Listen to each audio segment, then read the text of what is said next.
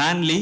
நான் எப்பவுமே என்னுடைய ஃபேன்ஸ் தான் என் பிரதர்ஸ் அண்ட் சிஸ்டர்ஸ்ன்னு சொல்லுவேன். ஏன்னா அவங்கள வந்து ஒரு ஃபேமிலியாக பார்க்குறேன். எனக்கு இந்த ஃபேன்லின்னு கேட்கும்போது ஃபேமிலி அப்படின்றது தான் எனக்கு சவுண்ட் ஆகுது. ஸோ அப்படி ஒரு பேரை அழகாக சூஸ் பண்ணியிருக்கிறாங்க.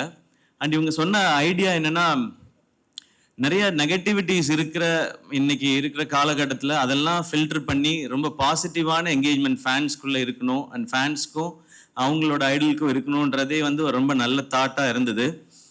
ஏன்னா எனக்கு எப்போவுமே மைண்டில் இருக்கிறது வந்து ஃபேன்ஸ் வந்து டிஸ்ட்ராக்ட் ஆகிடக்கூடாது, இல்லை அவங்க இது வந்து வேற எதுவும் அவங்க மைண்டுக்குள்ளே திணிச்சிடக்கூடாதுன்றதுல நான் ரொம்ப ரொம்ப யோசிச்சுட்டே இருப்பேன். ஏன்னா எனக்கு வந்து நான் எப்படிப்பட்ட ஃபேன்ஸ் இருக்கணும்னு ஆசைப்படுறேன்னா, என்னை வர்ஷிப் பண்ணுற ஃபேன்ஸ் வேண்டாம். அவங்க வர்ஷிப் பண்ண வேண்டியது கடவுளையும் அவங்க அப்பா அம்மாவையும் தான்.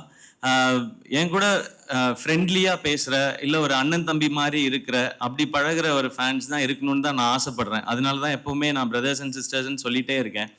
அப்போ அதுக்கு ஏற்ற மாதிரி ஒரு பிளாட்ஃபார்ம் இருக்குன்றது ரொம்ப சந்தோஷம்.